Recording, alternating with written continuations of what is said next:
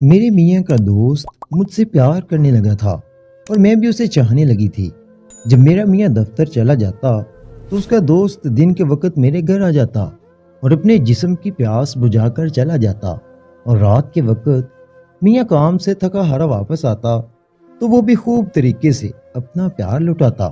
میں ایک ہی دن میں دو لوگوں کا بستر گرم کر رہی تھی۔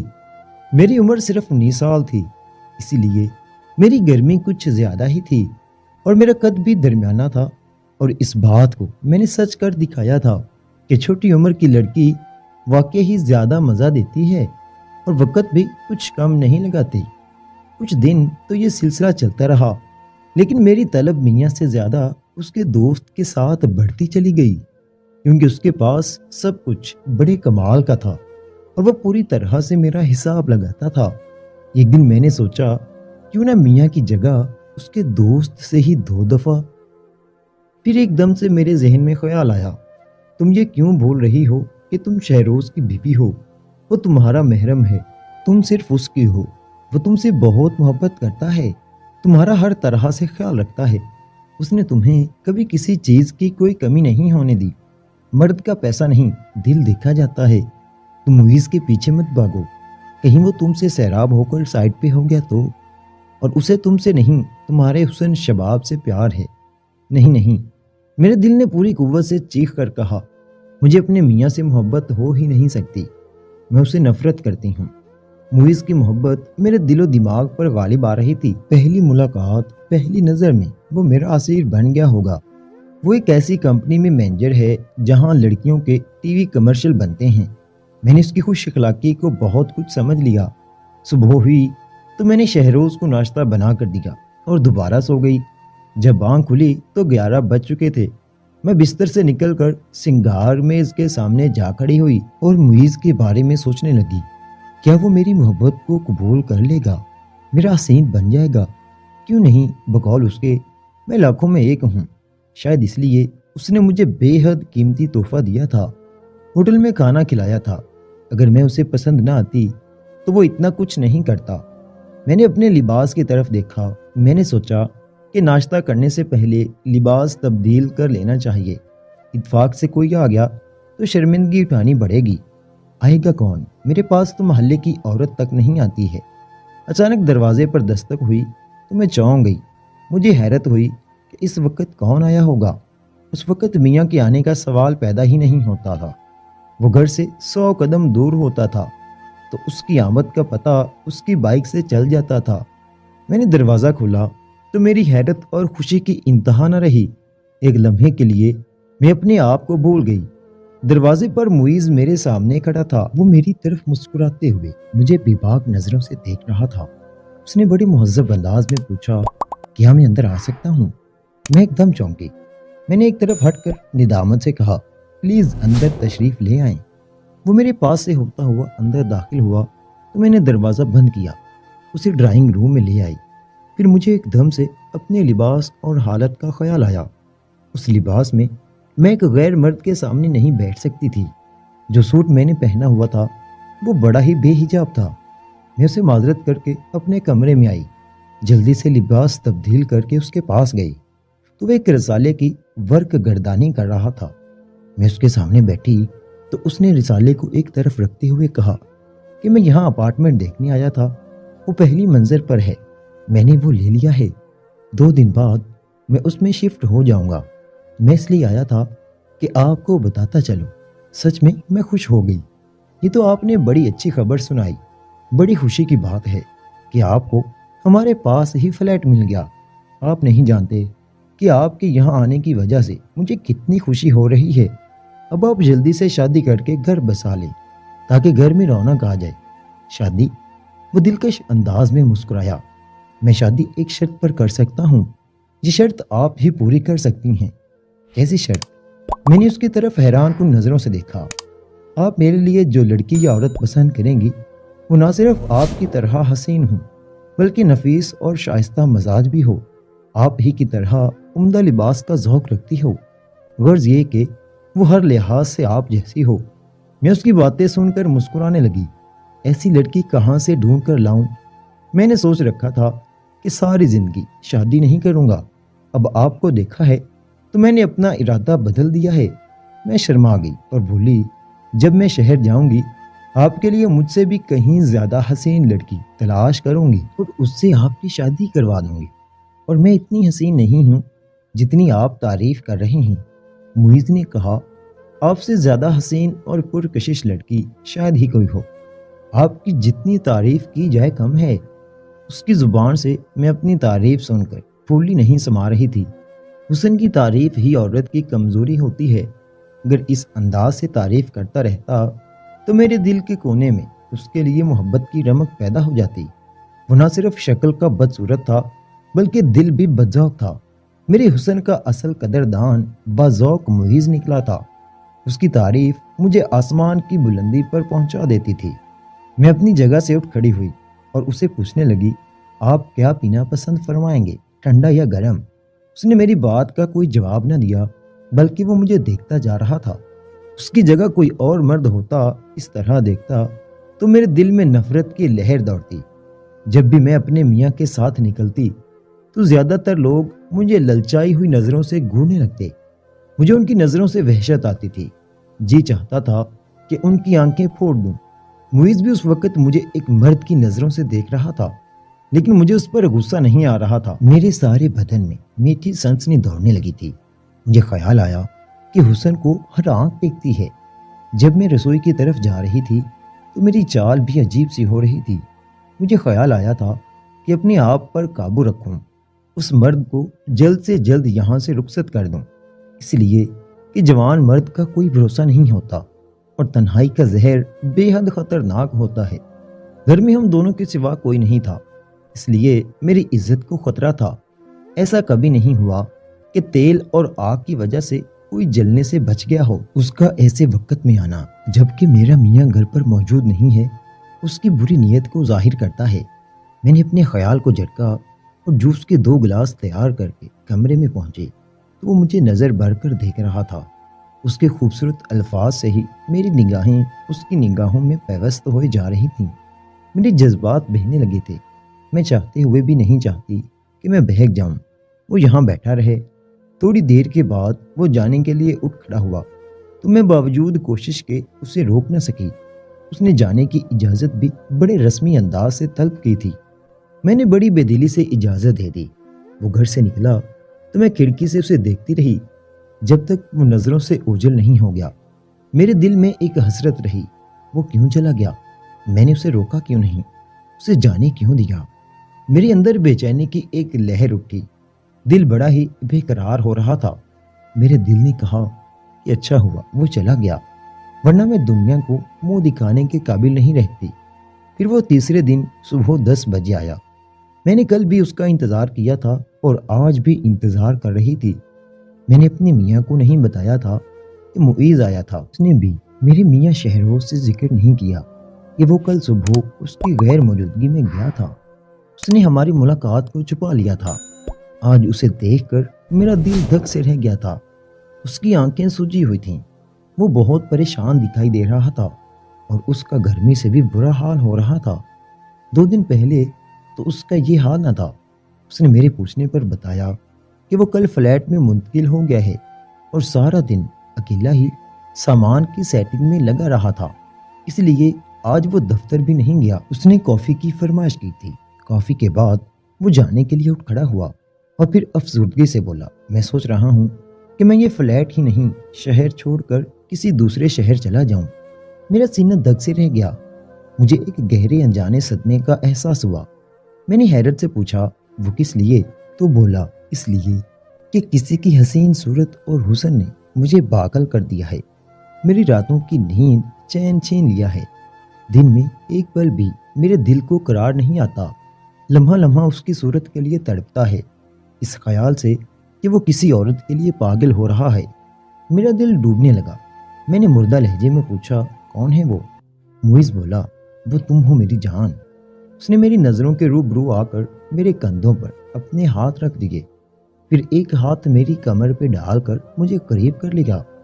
میری آنکھوں میں جانتے ہوئے جذباتی لہجے میں کہنے لگا، جس روز سے تمہیں میں نے دیکھا ہے اس روز سے میں پاگل ہو گیا ہوں۔ میں نے کہا، میری وجہ سے مجھے اپنے کانوں پر یقین نہیں آیا۔ بولا ہاں ہاں تمہاری وجہ سے۔ وہ جذباتی ہونے لگا۔ مجھے یہ بات نہیں کہنا چاہیے، اس لیے کہ تم میرے عزیز دوست کی بیوی ہو، میری بابی ہو، مگر میں کیا کروں، میں دل کے ہاتھوں مجبور ہو گیا ہوں۔ مجھے اپنے دوست پر رشک آتا ہے کہ وہ کتنا خوش نصیب ہے کہ اسے تم جیسی حسین عورت ملی۔ تم اس کا جوڑ نہیں ہو۔ میں تم دونوں کی زندگی اور محبت کی راہ میں پتھر نہیں بننا چاہتا ہوں۔ تم بھی شاید اسے بے پناہ محبت کرتی ہو، وہ تمہیں جان سے بھی زیادہ چاہتا ہے۔ کاش میں تم دونوں جیسا خوش نصیب ہوتا۔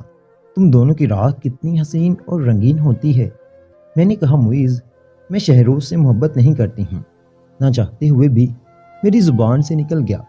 اسے تو مجھے اتنی نفرت ہے کہ بتانے کے لیے میرے پاس الفاظ نہیں ہیں۔ تمہیں کیا پتا کہ راتیں کس قدر نفرت انگیز اور اذیت ناک ہوتی ہیں۔ کیا اس کے چہرے کی حیرت اور خوشی اس کی آنکھوں سے ظاہر ہونے لگی تھی۔ تم اپنے میاں سے خوش نہیں ہو کیا؟ تم واقعی شہروز سے محبت نہیں کرتی ہو؟ کس لیے میری جان؟ ثنا، کیا اس نے تمہیں خوش نہیں رکھا؟ وہ تو مجھ سے کہتا ہے کہ تم اسے بے پناہ محبت کرتی ہو۔ وہ ایک ہی سانس میں بول گیا۔ میں نے کہا مجھے شہروز سے اس لیے نفرت ہے کہ وہ بدصورت ہے۔ میں ایک حسین عورت ہونے کے ناطے اس سے کیسے محبت کر سکتی ہوں؟ میں کیا دنیا کی کوئی بھی بدصورت سے بدصورت اور بے کشش عورت بھی اس سے محبت کرنے سے رہی؟ یہ میری بد نصیبی ہے کہ میں اپنی قسمت کو روتی رہتی ہوں۔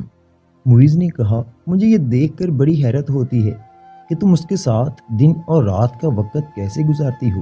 میں نے کہا بس مجبوری کی بنا پر میرے والدین نے اس کی دولت اور آمدنی دیکھ کر مجھے اس کے پلے باندھ دیا۔ شادی سے پہلے تو نہ اسے مجھے دکھایا اور نہ ہی کوئی اس کی تصویر دکھائی اور نہ ہی اس کی شکل و صورت کے بارے میں مجھے بتایا گیا۔ میں اس کی ایک جھلک بھی شادی سے پہلے دیکھتی تو زہر کھا لیتی۔ میری راتیں میرے لیے قرض اور اذیت لے کر آتی ہیں، اس لیے میری کوشش ہوتی ہے کہ میں بستر پر اس کی ہم آغوش نہ ہوں۔ اس لیے دوسرے کمرے میں ٹی وی پر فلم اور پروگرام اس وقت تک دیکھتی رہتی ہوں کہ جب تک وہ سو نہیں جاتا، چونکہ سارا دن کا تھکا ماندہ ہوتا ہے۔ مجھے آوازیں دے کر بلاتا ہے۔ کبھی کبھی تو وہ ٹی وی لاؤنج میں آ کر سوئچ آف کر کے ٹی وی بند کر دیتا ہے اور مجھے گود میں اٹھا کر لے جاتا ہے۔ وہ جذبات بھڑکانے والی فلمیں لاتا ہے، اتنی ناشائستہ اور نازیبا ہوتی ہیں کہ مجھے شرم آتی ہے اور میں آنکھیں بند کر لیتی ہوں، لیکن وہ اپنی بیہودہ حرکتوں اور ذوق سے باز نہیں آتا۔ ثنا میری جان، تم جتنی حسین ہو اتنی ہی بد نصیب بھی۔ اس نے مجھے غیر محسوس انداز سے اپنے بازو میں بھر لیا۔ میں یہ بات کہنے کے لیے 2 دن پہلے آیا تھا، لیکن کسی وجہ سے کہنے کی ہمت نہ کر سکا اور واپس چلا گیا۔ معیز کہہ دو جو بھی ہے تمہارے دل میں۔ وہ مجھے اپنے فولادی بازوؤں کے حصار میں قید کر کے میری آنکھوں میں جھانکنے لگا اور اس کی گرم گرم سانسیں میرے رخساروں کو جھلسانے لگی تھیں۔ تم پرائی عورت ہو، میرے دوست کی بیوی ہو، میری بھابھی بھی ہو، کہیں تو میری بات کا برا تو نہیں مانو گی؟ میں نے کہا کہ میں تمہاری کسی بات کا برا نہیں مناؤں گی۔ بولا میں تمہیں نیچے سے پانا چاہتا ہوں، مجھے تم سے محبت ہو گئی ہے، تم نے مجھے پاگل کر دیا ہے۔ ثنا تم ہی بتاؤ میں کیا کروں، میں تمہارے بغیر۔ اس نے اپنا جملہ ادھورا چھوڑ دیا تو مجھ سے رہا نہ گیا۔ میں اپنا چہرہ اوپر اٹھا کر کانپتے ہوئے لہجے میں بولی، کہو رکو مت، جو تمہارے دل میں ہے وہ زبان پر لے آؤ۔ وہ مجھ پر بڑے جذباتی انداز سے جھکا تو میں اس کے بازو میں جھول گئی اور خود کو اس کے حوالے کر دیا۔ وہ مجھے اپنی گود میں اٹھا کر کمرے میں لے گیا اور خوب ٹوٹ کر مجھ پر اپنا پیار اور جذبات برسانے لگا تھا۔ میاں سے میرا جو رشتہ تھا وہ بس کچے دھاگے کی طرح ٹوٹ گیا تھا۔ میں اس کی ہو چکی تھی اور وہ میرا ہو چکا تھا۔ اس نے مجھے اپنے پیار میں اتنا مدہوش کر دیا تھا کہ میری بدن کا جوڑ جوڑ درد کر رہا تھا۔ غربت کی ایسی سرشاری میں نے پہلے کبھی محسوس نہیں کی تھی۔ میں بہت مشکل سے بستر سے نکلی، اس لیے کہ میری میاں کے آنے کا وقت ہو رہا تھا۔ میں نے بے ترتیب بستر اور چادر درست کی، جلدی سے نہا کر نکلی، لباس بدلا، میک اپ کیا کہ اسے ذرا برابر بھی شک نہ ہو سکے۔ میاں جب واپس آیا تو مجھے دیکھتے ہوئے بولا، ثنا آج تم اور تمہارے ہونٹوں کی مسکراہٹ بڑا غضب ڈال رہی ہے۔ میرا دل دک سے ہو کر رہ گیا۔ وہ میرے ہونٹوں کی مسکراہٹ کو اپنے ہونٹوں میں چند لمحے تک جذب کرتا رہا۔ میرے لیے اس کے ہونٹ زہر سے بھرے لگے، لیکن میں ناگواری سے برداشت کرنے لگی۔ پھر اس نے مجھے گود میں اٹھا لیا تو میں نے سرد مہری سے جواب دیا، یہ بات تو تم روز ہی کہتے ہو، پلیز دیکھو موڈ نہ بنانا، میں بہت تھکی ہوئی ہوں۔ میں اسے کیسے بتاتی کہ آج مجھے میرا خواب میری منزل مل گئی ہے، میں نے اپنے سارے ارمان اور احساس سے محرومی دور کر لی ہیں۔ میں اسے دور ہوتے ہوئے بولی، آج ہم چائے موئز کے ہاں چل کر پئیں گے، وہ اپنے فلیٹ میں منتقل ہو گیا ہے۔ شہروز کو شک ہوا تو وہ بولا، یہ بات بتانے ادھر تو نہیں آیا تھا؟ میں نے کہا نہیں۔ جھوٹ بولتے ہوئے میرا دل اچھل کر حلق میں آ گیا، وہ تمہاری غیر موجودگی میں کیوں آئے گا؟ میں نے صبح کام پر جاتے ہوئے اسے کہا تھا کہ وہ دوپہر کا کھانا میرے ہاں کھا لے۔ آج اس نے کچھ کام کی وجہ سے دفتر سے چھٹی کی تھی۔ کوئی 1 گھنٹے کے بعد ہم اس کے ہاں جانے کے لیے نکلے۔ اس کا فلیٹ تھوڑا ہی دور تھا۔ جب ہم اس کے فلیٹ میں پہنچے، اس نے اپنے بیڈ روم کو بہت ہی اچھے طریقے سے سجایا ہوا تھا۔ اب تو وہ رات کا کھانا ہمارے ہاں آ کر کھانے لگا تھا۔ 2 دن میں 1 مرتبہ وہ دفتر سے کسی کام کے لیے بہانے سے نکل کر میرے ہاں آ جاتا اور مجھ پر پیار برسا کر چلا جاتا۔ میں ایک روز اس کے فلیٹ پر گئی۔ اس نے اس روز صرف میری وجہ سے چھٹی کر لی تھی۔ میں دوپہر تک وہاں رہی اور خوب مزے کیے تھے۔ کہتے ہیں کہ عورت میں مرد سے زیادہ گرمی ہوتی ہے، اور یہ بات میں نے معیز پر ثابت کر دی تھی۔ اس کے بعد میں اپنے گھر آ گئی۔ معیز نے مجھے اپنے فلیٹ کی ایک چابی بھی دے دی تھی کہ میں اس کی غیر موجودگی میں آ کر وقت گزاری کر لیا کروں۔ ہم دونوں کی محبت بڑی تیزی سے پروان چڑھ رہی تھی۔ جیسے جیسے میں اس کی محبت میں ڈوب کے اس کے قریب ہوتی جا رہی تھی، ویسے ویسے اپنے میاں سے میری نفرت میں اضافہ ہوتا جا رہا تھا۔ وہ بہت خوبصورت تھا۔ میں نے اسے اپنی محبت کے جادو سے اس طرح اسیر بنایا، میں نہ صرف اسے ہر طرح سے خوش کرتی، بلکہ اس کی محبت بھری باتیں سن کر پاگل ہو جاتی۔ اس کی غربت میں ایسی مدہوش ہوتی کہ دل نہیں کرتا تھا وہ مجھے اس حالت میں چھوڑ کر چلا جائے یا میں اس کے ہاں سے واپس آ جاؤں۔ میرا شوہر سہاگ کی پہلی رات بھی ایک وحشی جانور کی طرح پیش آیا تھا۔ جس روز وہ جلدی شام کو آتا تو تازہ دم ہوتا تھا اور ساری رات میری شامت آ جاتی تھی۔ میرے لیے بڑا مشکل ہوتا تھا کہ دن اور رات 2 مردوں کو خوش کروں۔ میں اسے کہتی کہ آج میں بے حد تھکی ہوئی ہوں، لیکن وہ اس بات کی پرواہ نہ کرتا، جس کی وجہ سے میری نفرت اس سے بڑھتی جا رہی تھی۔ میاں نے میری محبت میں شدت پیدا کرنے کی غرض سے زیورات کا ایک سیٹ دیا تھا۔ اس کی مالیت لاکھوں سے کم نہیں تھی۔ گھر پر اس کا رکھنا خطرے سے خالی نہیں تھا، اس لیے کہ میں گھر پر اکیلی ہوتی تھی۔ ڈکیتی کی وارداتوں میں آئے دن اضافہ ہو رہا تھا۔ میں نے ایک دن معیز کو اپنے زیورات دکھائے تو وہ بولا، یہ تو 50 لاکھ سے زیادہ کی مالیت کے ہیں، انہیں گھر پر کیوں رکھا ہے؟ اس کے علاوہ گھر کی الماری کی تجوری میں 50-60 ہزار کی رقم بھی موجود تھی۔ اس کے علاوہ اور بھی پیسے تھے۔ یہ تمام دولت 14-15 برسوں کی تھی۔ یہ سب اس نے میری خاطر بنایا تھا۔ معلوم نہیں کہ اس کے باوجود بھی وہ میرے دل میں اپنے لیے کوئی جگہ نہ بنا سکا تھا۔ وہ نہیں جانتا تھا کہ عورت کی محبت دولت، کپڑے اور زیورات سے خریدی نہیں جاتی۔ ہر عورت کے اپنے خواب ہوتے ہیں۔ معیز میرا خواب اور آئیڈیل تھا۔ ایک روز میں نے سوچا کہ آخر کب تک ہم دونوں اس طرح چوری چھپے ملتے رہیں گے؟ یہ سلسلہ کب تک چلتا رہے گا؟ میں اس سے ملنے اکثر اس کے فلیٹ پر چلی جاتی تھی۔ مجھے اس کا بیڈ روم بہت پسند تھا۔ میں اپنی ساری زندگی اس کے ساتھ گزارنا چاہتی تھی، اپنے میاں سے چھٹکارا پانا چاہتی تھی۔ اس طرح چوری چھپے نکلنے، محبت کی آغوش میں جانے اور معیز کی جدائی سے تنگ آ چکی تھی۔ اس لیے بھی ایک انجانا سا خوف ہوتا تھا کہ کہیں کسی دن شہروز ہمیں رنگے ہاتھوں پکڑ نہ لے۔ میری کچھ سمجھ میں نہیں آتا تھا کہ میں اسے ہمیشہ کے لیے کیسے پا سکتی ہوں۔ اب تو یہ گھر کاٹ کھانے کو دوڑتا تھا۔ میرے لیے شہروز کو خوش کرنا بہت مشکل ہوتا تھا۔ میں ایک ہی وقت میں 2 مردوں کے منہ زور اور سرکش جذبات سے کیسے ٹوٹ کر محبت کر سکتی تھی؟ اس لیے میں اپنے میاں سے سرد مہرے سے پیش آنے لگی تھی۔ میرا خیال تھا کہ وہ مجھ سے بیزار ہو جائے گا، لیکن اس کا الٹا اثر ہوا تھا۔ اس روز معیز نے دفتر سے چھٹی کر لی تو میں اس کے فلیٹ میں جا پہنچی۔ اس نے کہا، جانے من، آخر ہم کب تک ایسے ہی ایک دوسرے سے ملتے رہیں گے؟ مجھ سے تمہاری یہ جدائی برداشت نہیں ہوتی۔ میں ساری رات انگاروں پر کاٹتا ہوں۔ اگر کچھ دن یہ سلسلہ چلتا رہا تو مجھ سے برداشت نہ ہو سکے گا۔ آخر ہر بات کی حد ہوتی ہے۔ میں خودکشی کر لوں گا، اس کے سوا کوئی اور چارہ بھی نہیں ہے۔ تم بتاؤ میں کیا کروں؟ میں اس کی بات سن کر اس طرح تڑپ اٹھی جیسے کسی نے میرے وجود پر دہتا ہوا انگارہ رکھ دیا ہو۔ میں نے اس کے منہ پر اپنا ہاتھ رکھ دیا تو اس نے بڑے جذباتی انداز سے میرا ہاتھ تھام کر ہونٹوں اور آنکھوں سے لگایا، پھر اپنے سینے پر دل کی جگہ رکھ کر بولا، تمہارے اسی چاہت نے تو مجھے پاگل کر دیا ہے ثنا، میری جان، میں تمہاری خاطر ہر طرح کی قربانی دینے کے لیے تیار ہوں۔ پھر ہم نے ایک تجویز سوچی۔ اس نے بتایا تھا کہ میرے میاں کے قتل ہونے کی صورت میں نہ صرف بیمہ کی رقم دگنی ملے گی بلکہ میں اس کی تمام دولت کی مالک بن جاؤں گی۔ عدت کے بعد ہم دونوں شادی کر کے ایک ہو جائیں گے، پھر یہ ساری دولت لے کر باہر چلے جائیں گے، وہاں ایک نئی زندگی کا آغاز کریں گے۔ اس نے قتل کا جو منصوبہ بنایا وہ یہ تھا کہ وہ رات کے وقت پچھلے دروازے سے داخل ہوگا اور میاں کو مزاحمت کرنے پر گولی مار کر ہلاک کر دے گا۔ آج کل شہر میں ایسی ڈکیتی کی وارداتیں ہو رہی تھیں، اس لیے پولیس کو اس منصوبے پر قتل کا شبہ ہوگا۔ ایک پسٹل تو گھر میں بھی رکھا ہوا تھا جو میرے میاں نے غیر قانونی طور پر رکھا تھا۔ اس نے مجھ سے کئی بار کہا تھا کہ فرصت ملنے پر وہ اس کا لائسنس بنوا لے گا، مگر اس کی نوبت نہیں آئی تھی۔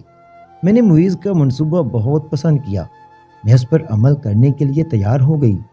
ایک روز پہلے معیز نے مجھے خوب اچھی طرح سمجھایا کہ مجھے پولیس کو کون کون سی کہانی سنانی ہے۔ جس روز اس منصوبے پر عمل کرنا تھا، اس روز معیز کے جانے کے بعد کوئی ایک گھنٹہ میرا دل بری طرح سے گھبرانے لگا اور وحشت ہونے لگی، تو میں نے سوچا کہ کیوں نہ میں معیز کے فلیٹ میں ایک دن گزار کر آؤں یا وہیں اس کا انتظار کروں۔ میں نے کپڑے بدلے، برقع پہنا اور فلیٹ کی طرف روانہ ہو گئی۔ فلیٹ پر پہنچ کر میں نے پرس سے ڈپلیکیٹ چابی نکالی تو ایسے محسوس ہوا کہ اندر کوئی موجود ہے۔ میں نے تالے کے سوراخ کے اندر چابی ڈال کر اسے بے آواز گھمایا، پھر اندر گھس گئی۔ ٹی وی لاؤنج میں پہنچ کر ٹھٹک کر رہ گئی۔ اندر کا منظر صاف دکھائی دے رہا تھا۔ میں نے ایک عورت کی آواز سنی تو شوکیس کے پیچھے چھپ گئی۔ وہ کہہ رہی تھی، تم کتنے دنوں سے کہہ رہے ہو کہ دبئی لے جاؤں گا؟ معیز بولا، بس ایک رات کی بات ہے، ہم ادھر جو ہیروئن لے جائیں گے وہ رات میں پہنچے گی۔ اس کے علاوہ میں ایک بہت اونچا ہاتھ مارنے والا ہوں، 60-70 لاکھ تو کہیں گئے ہی نہیں۔ دبئی جا کر ہم ہیروئن فروخت کریں گے اور خود وہیں شادی کر کے رہ جائیں گے۔ وہ لڑکی بولی، کہیں ایسا تو نہیں کہ تم مجھے سبز باغ دکھا رہے ہو؟ تم اپنی کسی یار کے ساتھ رنگ رلیاں منانے نکل جاؤ۔ وہ مشکوک لہجے میں بولی۔ معیز نے کہا، میں اس کے ساتھ کیسے جا سکتا ہوں؟ وہ میری دوست کی بیوی ہے، محبوبہ نہیں ہے۔ وہ لڑکی بولی، اسے کسی وڈیرے کے ہاتھ بھیج دو، کچھ پیسے تو مل جائیں گے۔ وہ تم سے زیادہ حسین نہیں ہے، دنیا تمہارے کملچر دیکھ کر پاگل ہو رہی ہے، اور تم نے مجھے اور اسے 1 سال سے پاگل بنا رکھا ہے۔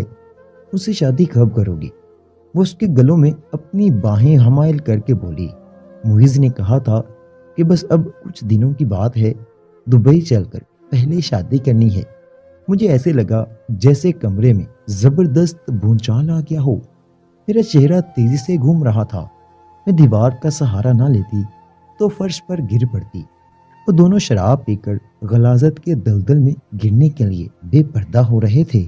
میرے جی میں آیا کہ رسوئی سے چھری اٹھا کر ان دونوں کو مار دوں، لیکن میں نے ایسا نہیں کیا۔ آج جا کر مجھے احساس ہوا کہ میرا شوہر بہت خوبصورت ہے، وہ مجھے کتنا چاہتا ہے۔ میں نے اس لڑکی کو پہچان لیا تھا۔ میں نیچے آ کر ایک مارکیٹ میں گئی۔ میں نے ایک 15 سال کے لڑکے کو 100 کے 2 نوٹ دیے اور کہا کہ تم تھانے جا کر تھانے دار کو یہ چٹھی دے دینا، واپس آؤ تو 100 روپے مزید دوں گی۔ تھانہ تھوڑی ہی دوری پر تھا۔ وہ رکشہ لے کر چلا گیا۔ وہ واپس آ رہا تھا تو دیکھا کہ پولیس اس فلیٹ کی عمارت کی طرف جا رہی تھی۔ دوسرے دن اخبار میں دیکھا تو اس میں مین خبر اسی لڑکی اور معیز کی چھپی تھی، اور خبر کا متن یہ تھا، پولیس نے مخبر کی اطلاع پر ایک اپارٹمنٹ پر چھاپہ مارا۔ اس کا دروازہ کھلا ہوا تھا۔ مشہور اور معروف ماڈل گرل اور اس کا آشنا رنگے ہاتھوں پکڑے گئے۔ میں اب اس روز سے کسی اور مرد کی طرف نہیں دیکھتی، اور مجھے اپنے شوہر کی قدر ہوئی ہے اور مجھے اس کی محبت کا احساس ہوا ہے۔ میں نے بہت بڑی غلطی کی تھی، کسی غیر محرم کا بستر گرم کر کے۔